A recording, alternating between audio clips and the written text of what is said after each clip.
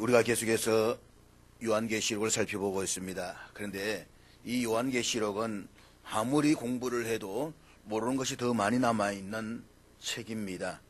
그런가 하면 간추리려고 하면 아주 간단하게 간추릴 수도 있는 책이기도 합니다. 미국에서 했던 이야기인데 요한계시록을 전문적으로 가르치는 어떤 신학교 교수님이 환경미화원에게 이런 질문을 했습니다. 요한계시록을 아십니까? 요한계시록을 아십니까? 그랬더니 이분이 잘 안다고 그러더라는 것입니다. 아니 거기에 어려운 내용들이 많이 있는데 어떻게 잘 아느냐라고 했더니 이분이 계속해서 잘 안다는 것입니다. 그래서 교수님이 참 의아했습니다. 왜냐하면 자기가 생각하기에는 요한계시록이 굉장히 어려운 책인데 어떻게 잘 안다라고 하는가. 그래서 그분에게 다시 물었습니다. 요한계시록에 무슨 내용이 기록되어져 있습니까? 그랬더니 이분이 이렇게 대답을 하더랍니다. 예수님이 승리한다는 내용이 들어있습니다. 진짜 핵심입니다.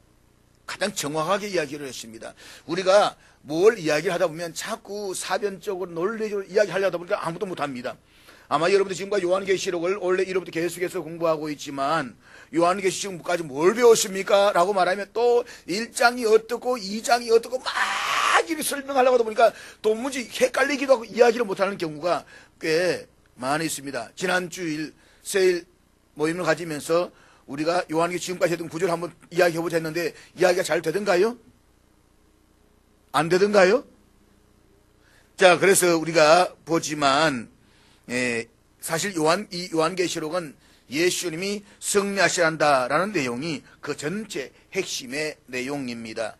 요한계시록은 예수님께서 최종적으로 승리하시는 방법이 쭉 나오고 있습니다. 그래서 여러분들이 지금까지 공부한 대로 맨 앞에 1장에는 주인공이신 예수님이 등장합니다. 오늘은 구절을 PPT를 띄우질 않았습니다. 한번 여러분들이 머릿속으로 먼저 앞서가면서 생각해보라 라고 해서 제가 띄우지를 않습니다. 그래서 1장을 보게 되면 주인공이신 예수님의 모습과 예수님이 등장하고 있습니다. 2장과 3장에서는 그 당시에 7교회를 보내주시는 예수님의 편지가 나옵니다. 교회를 분석해서 칭찬할 것은 칭찬하시고 책망할 것은 책망하십니다. 또 경고할 것은 경고하시고 약속할 것은 분명하게 약속하십니다. 그리고 4장과 5장에서는 요한계시록에 있는 내용을 전체적으로 볼 수 있도록 하는 하늘 보좌 배경이 나옵니다. 그리고 4장에서는 보좌 위에 앉으신 성부 하나님이 나오고 5장에서는 보좌에 앉으신 분의 손에 있는 두루마리 책을 받아서 펴실 분이 누구인가 라고 하는 것이 나왔습니다. 어린 양이신 예수님께서 인을 펴신다는 것입니다. 그러면서 앞으로 진행될 내용들이 그 배경으로 보여주고 있는 것이 바로 4장과 5장이다 라고 했습니다. 그리고 6장부터는 요한계시록에서 중요한 7인과 7나팔과 7대접이라는 3대 재앙 시리즈가 나옵니다. 그런데 7인과 7나팔이 지나가고 7대접이 오기 전인 그 사이에 12장부터 14장까지가 영적 전쟁을 보여주고 있다라고 했습니다. 우리들 눈에는 보이지 않지만 지금 영적 전쟁이 일어나고 있다는 것입니다. 그렇기 때문에 우리는 이 영적 전쟁의 실상을 바로 알아야만 합니다. 그래야 우리가 승리할 수가 있고 또 영원한 천국의 삶을 살아갈 수가 있는 것입니다. 그런데 이 영적 전쟁 그러면 우리가 늘 불안해하고 좀 겁을 먹기도 합니다. 그렇지만 우리가 영적 전쟁에서 두려워하거나 염려할 필요가 하나도 없습니다. 왜냐하면 예수님께서 승리하셨기 때문입니다. 그럼 우리가 예수님을 바라보면서 바짝 따라가기만 하면 어떤 환난과 시험에서도 반드시 승리할 것을 믿으시기 바랍니다. 우리 승리합니다. 이제 15장과 16장은 최후의 재앙인 7대접의 재앙이 나옵니다. 7대접의 재앙 가운데서도 15장은 서론이고 16장은 실제로 대접의 재앙이 쏟아지는 내용이다 라고 말할 수가 있습니다. 세상을 향한 하나님의 재앙은 대접 재앙이 쏟아지면 이제 끝이 날 것입니다. 그래서 16장에서 대접 재앙이 쏟아지고 나면 요한계시록의 마지막 부분은 악의 도성인 바벨론의 멸망과 어린 양이신 예수님과 택감을 받은 성도들이 영원히 누릴 새 예루살렘 성이 완성되는 것으로 끝이 나고 말 것입니다. 이제 대접의 재앙이 쏟아지면 끝까지 용으로 상징되는 사탄과 짐승을 따로 숭배했던 세상과 불신자들은 절망 가운데서 둘째 사망인 영원한 지옥에 이르게 될 것입니다. 그래서 그 지옥에 세세토록 고난의 연기를 올리면서 절망 가운데 살아갈 것입니다. 반면에 예수를 구주로 믿고 힘든 세상에서 끝까지 인내하면서 믿음으로 승리한 성도들은 완성된 새 예루살렘에서 세세토록 구원의 기쁨을 누리면서 하나님을 찬양하게 될 것입니다. 지난 주일에는 그래서 일곱 대접장이 쏟아지기 전인 서론에서 구수감을 받은 성도들이 유리바다 위에 서서 찬양하는 모습을 보았습니다. 이들은 이 땅에 살면서 짐승과 그의 우상과 그의 이름의 수를 이기고 벗어난 자들이라고 했습니다. 이들이 유리바다 위에 서서 하나님의 은혜로 구원받았음을 감격해 하면서 그 문고를 가지고 공의로우신 하나님을 찬양합니다. 그런데 반면에 유리바다 그 아래로는 일곱 대접의 재앙이 쏟아지면서 세상은 크고 무시무시한 재앙 앞에 직면하게 될 것입니다.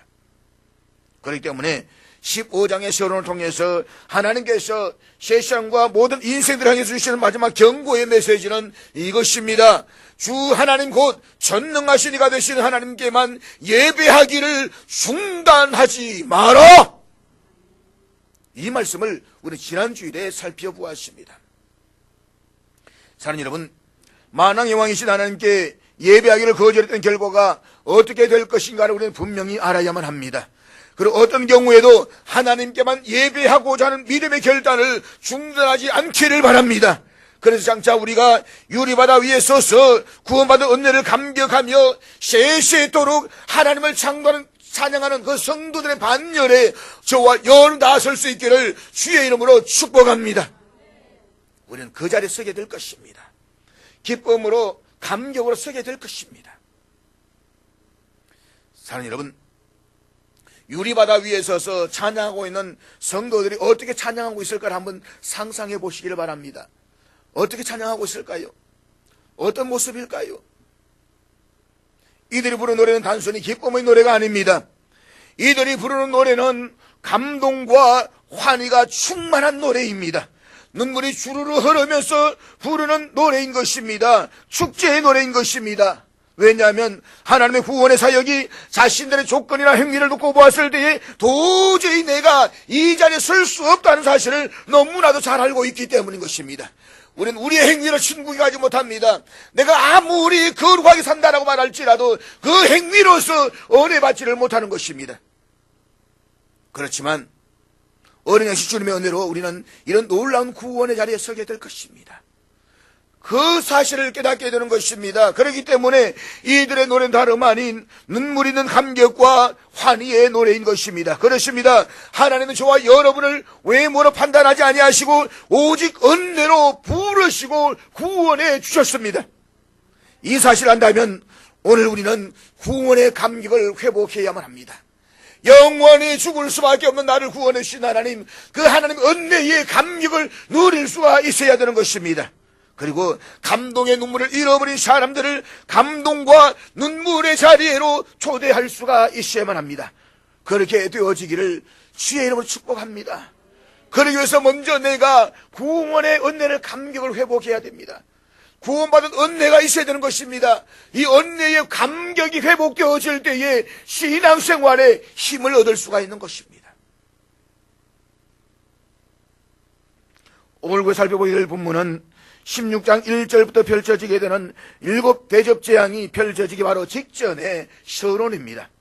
이제 우리는 그 내용을 함께 살펴보게 될 것입니다. 본문 5절 말씀 다 같이 읽도록 하겠습니다. 5절 다 같이 읽겠습니다. 시작. 자, 사도 요한은 이 땅에서 극심한 대환란 중에서도 끝까지 인내하는 믿음으로 승리한 성도들이 하나님께 찬양을 드리는 아름다운 환상을 보았습니다. 그리고 이어서 마지막 재앙인 일곱 대접의 재앙을 실행하기 위해서 일곱 천사가 일곱 대접을 가지고 등장하는 환상을 목격하게 됩니다. 그런데 5절에 보면 요한은 일곱 대접의 재앙을 가진 일곱 천사가 등장하기 이전에 먼저 하늘에 정거 장막의 성전이 열리는 모습을 보게 됩니다. 여기서 정거 장막의 성전은 이스라엘 백성들이 출애굽을 당시에 광야에서 이동 성전으로 사용했던 성막을 가리킵니다. 텐트 처치. 그리고 이 성전은 일반적으로 이스라엘 백성들이 자신들의 죄를 사함받기 위해서 희생 제사를 드리는 곳으로서 하나님께서 그들을 만나 주셨던 장소를 의미합니다. 자, 그렇다면 실제로 천국에 올라가면 이 장막의 성전이 있을 것인가? 확실한 것은 가 보아야만 합니다. 모릅니다. 그렇지만 성경에서는 분명하지는 않지만 천국의 모습의 실상을 우리에게 간혹 보여주고 있습니다. 그것이 요한계시록 21장 22절 말씀인데 우리 앞에 있는 21장 22절 다 같이 읽겠습니다. 시작. 자, 여기 보면 사도 요한은 완성된 새하늘과 새 땅에서 성전을 보았다고 했습니까? 보지 못했다라고 했습니다. 왜냐하면 전능하신 하나님, 성부 하나님과 어린 양이신 예수님이 그 성전이시기 때문이더라는 것입니다. 그렇기 때문에 오늘 본문 5절에서의 성전은 이 땅에 세워진 건축물 같은 실제적이고 문자진 성전이 아니라 하나님께서 거하시는 하늘 그 자체를 가리키는 것으로 상징으로 보아야 된다는 것입니다. 자, 그런데 본문에서는 성전으로만 언급해도 되는 것을 정거의 장막이라는 표현을 사용하고 있습니다. 그 이유가 무엇일까요? 민수기 17장 7절에 보면 이스라엘 백성들이 광야 생활하는 동안에 유지했던 장막을 정거의 장막이라고 불렀는데 우리 민수기 17장 7절 같이 읽겠습니다. 시작. 모세가 그 지팡이들을 정거의 장막 안 여호와 앞에 두었더라. 그러니까 이 정거의 장막 안에는 모세가 시내산에서 하나님께서 직접 받았던 언약궤인 두 정거판이 간직되어 있습니다. 그래서 성전을 정거의 장막으로 부연해서 말씀하고 있는 것은 마치 십계명의 두 정거판이 하나님의 말씀의 사실을 암시하듯이 일곱 천사가 가진 일곱 재앙이 하나님의 말씀의 성취라는 사실을 분명하게 보여주고 있는 것입니다. 그리고 열리며 라고 하는 말은 개방하다라는 뜻을 가지고 있는데 이것은 부정 과거 수동태로서 궁극적으로 하나님께서 정거 장막 곧 성전을 여셨다라는 의미입니다. 그러니까 일곱 천사가 가진 일곱 대접의 재앙이 근원적으로 어디에서 나왔느냐? 하나님께로부터 비롯되었다는 것을 말하고 있는 것입니다. 한마디로 말해서 하늘 성전 즉 정거의 장막이 열리고 그곳에서 일곱 천사가 나오는 환상이 보여지는 것은 일곱 천사가 진행시키는 일곱 대접의 재앙이 궁극적으로는 하나님에게서 비롯됐다는 사실과 더불어서 그 재앙이 하나님 말씀의 성취라는 사실을 확실하게 보여주고 있다는 것입니다. 자, 그런데 우리가 여기에서 주목해야 되는 것은 이 환상이 계시되는 시점입니다. 그것은 바로 3대 재앙 시리즈 가운데 세 번째 재앙인 일곱 대접의 재앙이 실현되는 직전이다라고 하는 것입니다. 사랑하는 여러분, 하나님께서 왜 이러한 때에 언약궤가 드러나는 환상을 보여주시는 것입니까? 그것은 일곱 대접의 재앙이 진행되고 그 이후에 일어날 최종적인 결과가 바로 하나님의 계획과 섭리에 따라서 이루어지는 사실을 보여주고 있다는 것입니다. 우연이 아니라 하나님의 계획과 섭리 속에서 모든 역사가 이루어진다는 사실을 확실하게 보여주고 있는 것입니다. 그렇습니다. 하나님은 당신이 이루고자 하시는 바를 반드시 성취하시는 신실하신 분이십니다. 무엇보다도 당신의 백성과 맺으신 언약의 말씀에 대해서는 결코 취소하거나 변경하지 아니하시고 반드시 이루어내시는 열심을 가지고 계십니다. 이 사실 하나님께서는 민수기 23장 19절에서 발람의 입을 통해서 말씀을 하시는데 우리 민수기 23장 19절 다 같이 읽도록 하겠습니다. 같이 읽습니다. 시작. 사랑하는 여러분, 사람은 쉽게 거짓말을 합니다. 어제 했던 말을 오늘 번복시켜버립니다. 아침에 했던 말을 점심때 번복시켜버립니다. 아침 저녁으로 마음이 바뀝니다. 그러나 하나님은 사람이 아니십니다. 그렇기 때문에 결코 거짓말을 하지 아니하시며 약속하신 것을 후회하거나 바꾸지도 아니하십니다. 그러므로 하나님께서는 당신이 계획하시고 말씀하신 바는 반드시 지키시고 실행시키시는 분이십니다. 하나님께서는 종말의 사건을 진행하심에 있어서도 이미 계시하신 그 말씀에 따라서 그대로 진행시키시는 절대 신실하신 분이십니다. 우리는 이 사실을 분명하게 믿어야만 합니다.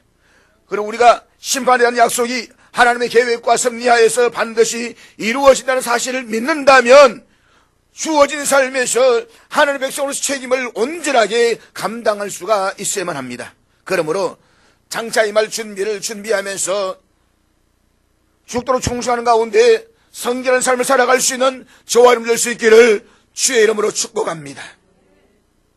자, 이제 사도 요한이 하늘의 정구의 장막의 성전이 열리고 난 이후에 7 재앙을 가진 7 천사가 성전으로부터 나와서 7 대접을 쏟는데 그것이 6절 이하의 내용의 말씀입니다. 본문 6절 우리 다 같이 읽겠습니다. 시작.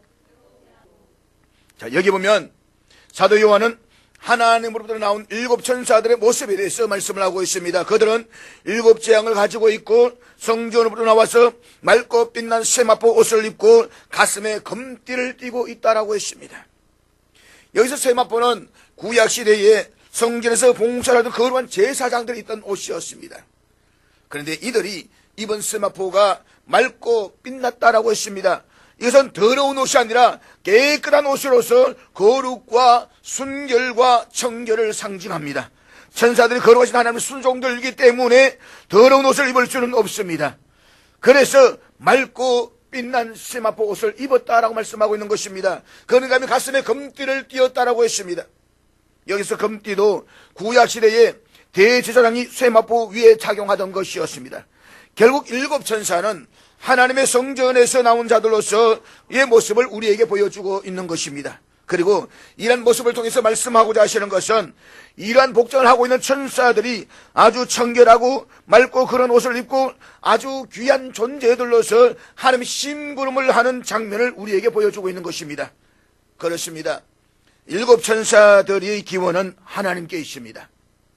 그리고 이 사실은 하나님께서 말씀하고자 하시는 약속하신 것은 반드시 실행하신다는 것을 우리에게 분명하게 보여주고 있는 것입니다. 그것이 바로 본문 7절의 말씀입니다. 7절 다시 같이 읽겠습니다. 7절 다 같이 읽겠습니다. 시작. 자, 우리가 4장에서 이미 살펴보았습니다. 보면 성부 하나님의 보좌가 있고 그 주위로 4 생물들이 있다라고 했습니다. 그 다음에 24장로가 있고 또 천군 천사들이 있습니다. 이것이 하나님을 중심으로 해서 마치 물결 모델과 같이 있는 모습을 우리에게 보여주고 있는 것입니다. 자주 말씀을 드리지만 천국에 가면 상급이 있습니다. 우리가 다 예수님의 이름으로 구원받지만 그러나 그 구원받음에 있어가지고 상급이 있습니다. 다시 말하면 천국에는 차별이 있는 것이 아니라 구별이 있다는 것입니다.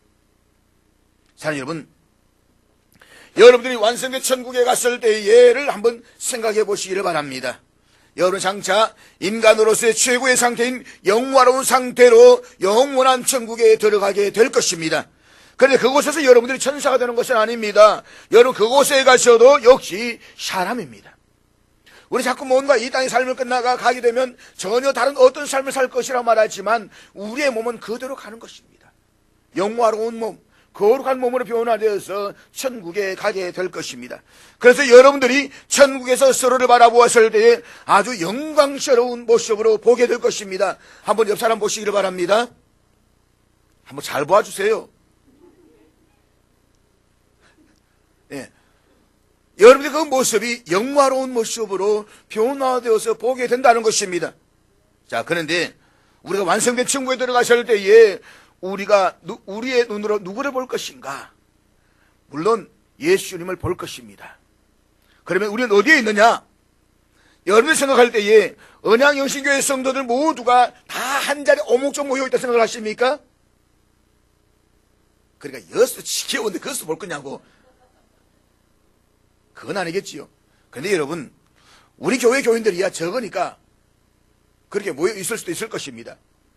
가령 여의도 순복음교회 같은 경우에는 성도들이 몇십만 명이라고 말합니다. 그러면 그들이 모두가 예수님 주변에 빽빽하게 모여있다고 생각을 하십니까? 저들의 몸이 무슨 작아지는 것도 아니고 말입니다. 저는 그렇게 생각하지는 않습니다. 물결 모델입니다. 물론 추측일 뿐입니다. 가보아야 합니다. 제가 이렇게 이야기해서 우리 목사님이 답이다, 그렇게 하면 곤란한 것입니다. 다만 신학적으로 그렇게 이야기하니까 우리가 이 방향을 제시를 해줄 수 있는 것입니다. 자, 분명한 것은 우리가 천국에 가보면 할 것입니다. 그렇지만 요한계시록에 기록된 말씀을 가지고 추측했을 때에 그럴 것이다 라고 볼 수가 있는 것입니다. 자, 여기에 보호자가 있습니다. 그 보호자를 중심으로 네 생물이 있고 24장로들이 물결 모델로 있습니다. 중요한 것은 그 물결 모델 속에서 여러분들이 어디까지 가 있겠느냐라고 하는 것입니다. 좀 더 쉽게 말하면 옛날에 조선시대나 왕족시대에 보게 되면 궁정, 왕궁에는 아무나 살지 않습니다. 충성스러운 사람, 신복들만 왕궁을 중심으로 해서 모여 삽니다. 그리고 별 볼 일 없는 사람들은 밀려나게 되고 나중에는 성밖에 아니라 성 안에 성 밖에서 삽니다.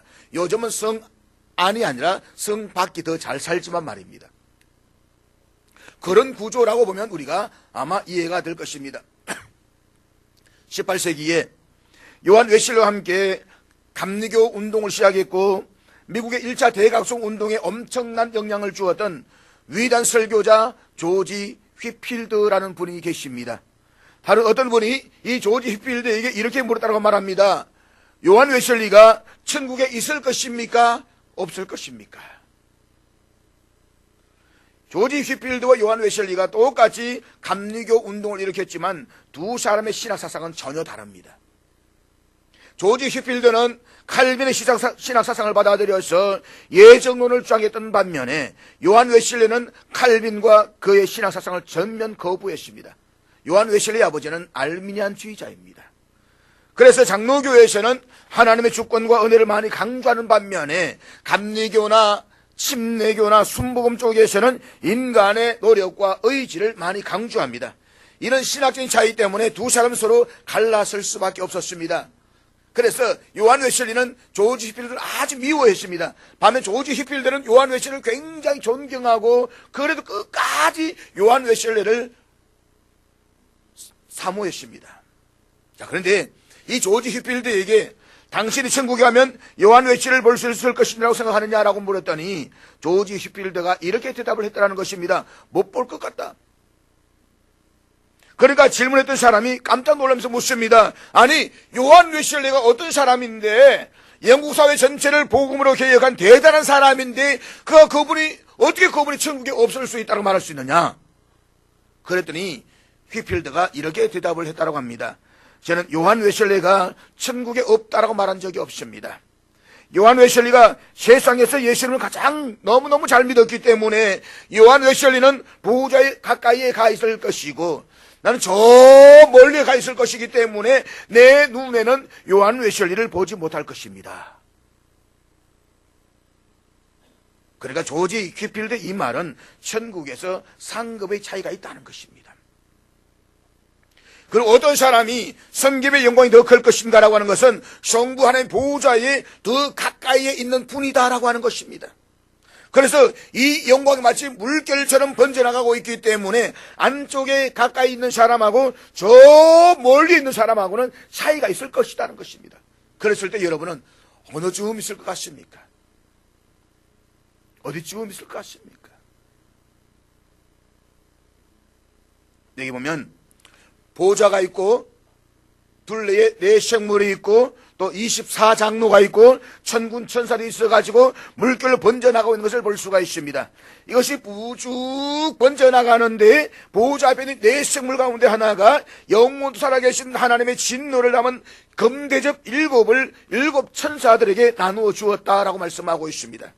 그러니까 네 생물이 하나님의 신물을 하는 존재들인데 이들이 하나님의 7 대접의 심판을 시행할 수 있도록 7 금대접을 7 천사들에게 나누어 주었다는 것입니다. 그리고 이것을 7 천사가 받아서 16장에 가면 땅에다가 다 쏟아 버린다는 것입니다. 그러면 여기서 금대접이 무엇이냐? 본문에 보면 하나님의 진노를 가득히 담았다라고 했습니다. 그런데 구약시대에는 이 금대접이 분향단 위에 놓여서 향을 피우는 그릇으로 사용이 되어졌습니다. 그리고 희생의 제사를 드릴 때에 제물의 피를 받는 그릇으로 사용되기도 했습니다. 이 금대접이 요한계시록 5장에 보게 되면 성도들의 기도의 향을 담은 그릇으로 사용되고 있습니다. 그러니까 이 금대접에는 원래 이 땅에서 환난 가운데 신음하며 탄식했던 성도들의 간절한 구원의 호소가 담겨져 있다는 것입니다. 우리들은 기도가 그냥 사라지지 않습니다. 여러분들은 기도가 금대접에 담겨서 하나님께로 올라간다는 것입니다. 그리고 성도의 기도가 이 금대접에 가득 찼을 때에 천사들 땅에 쏟아버리게 되는데 그것이 성도들에게는 엄청난 복으로 내릴 것입니다. 그러나 하나님을 거부하고 믿음을 배반한 자들은 무서운 진노로 쏟아지게 된다는 것입니다. 그것을 우리는 5장과 8장에서 살펴보았습니다.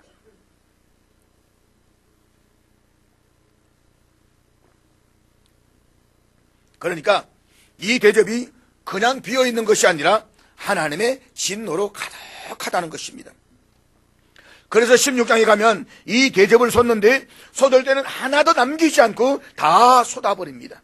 그렇기 때문에 7인 재앙과 7 나팔 재앙은 부분적으로 사람들이 재앙을 당하지만 7 대접의 재앙 때에는 예외 없이 다 당한다는 것입니다. 온 우주가 다 당하는 것입니다. 이런 현상이 16장에 가면 나타납니다. 대접을 받아가지고 16장에 가서 다 쏟아버리는 배경을 지금 우리에게 보여주고 있는 것입니다.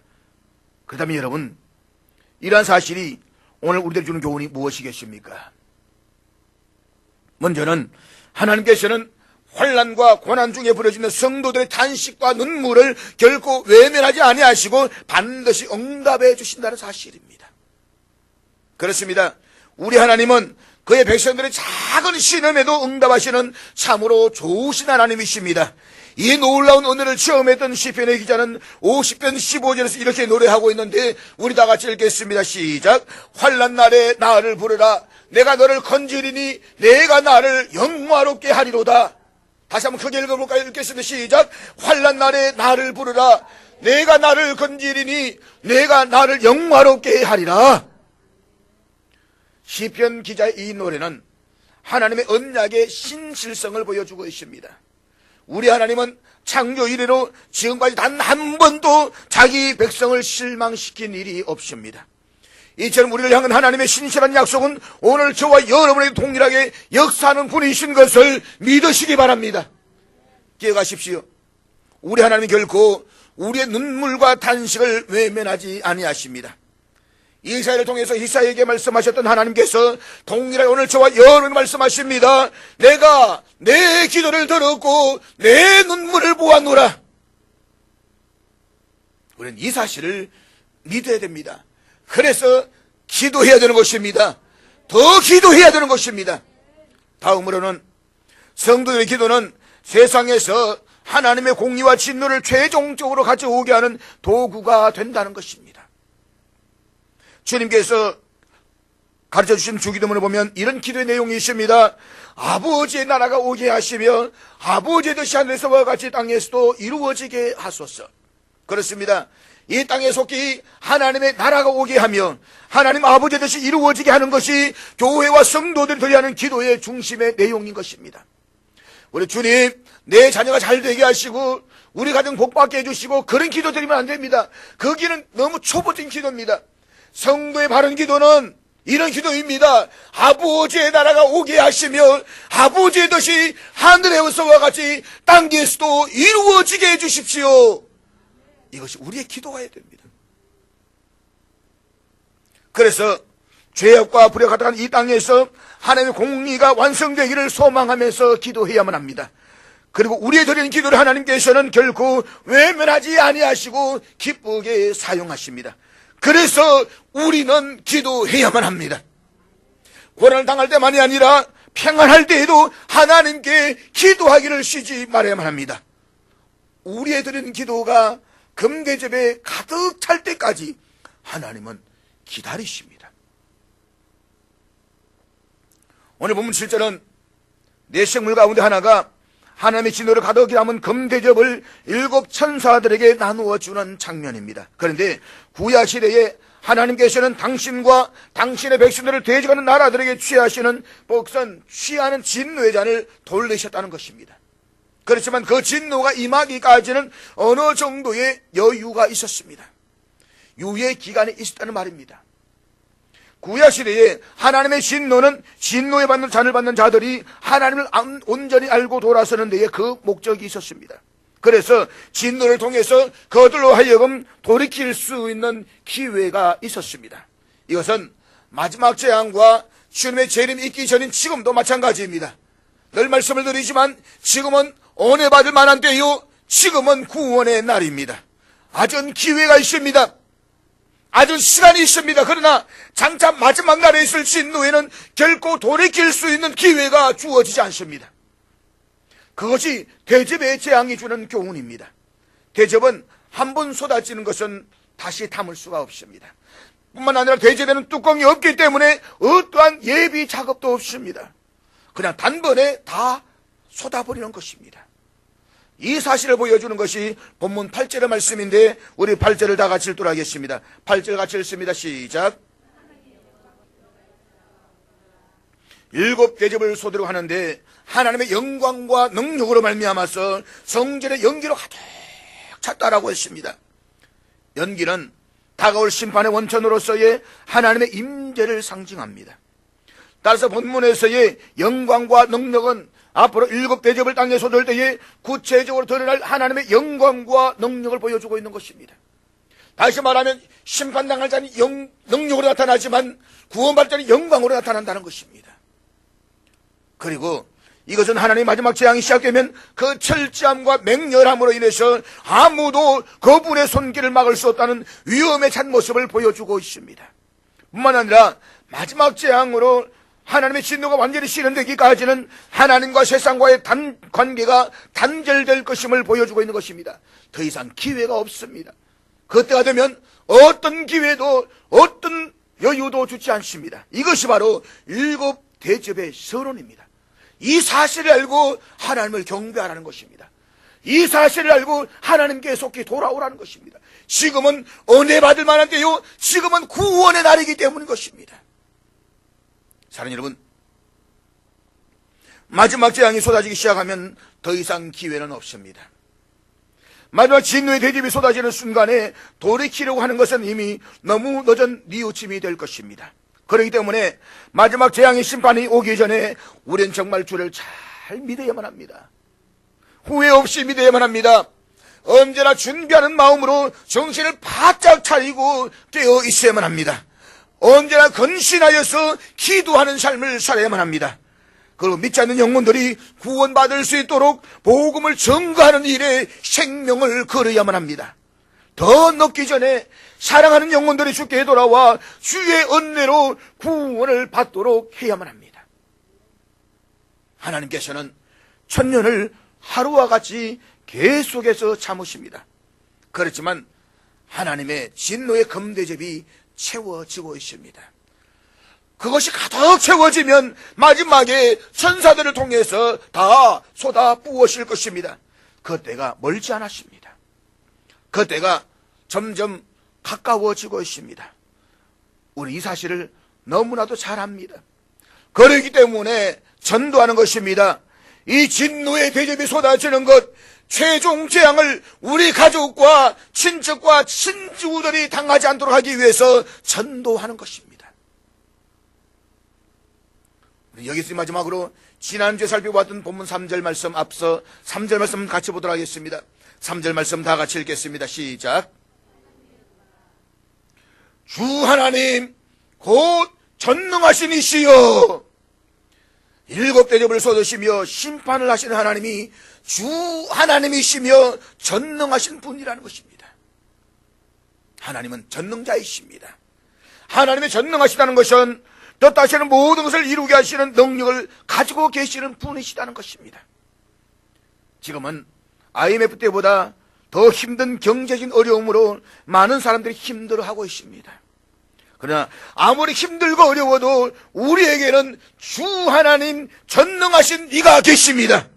그렇기 때문에 전능하신 하나님께서 역사하신다면 어떤 난관도 돌파할 수가 있고 어떤 어려움도 이길 수가 있을 것입니다. 역대상 29장 12절 다윗의 고백을 함께 같이 읽도록 하겠습니다. 다 같이 읽겠습니다. 시작. 부와 귀가 주께로 말미암고 또 주는 만물의 주제가 되사 손의 권세와 능력이 싸우니 모든 사람을 크게 하심과 강하게 하심이 주의 손에 있나이다. 그렇습니다.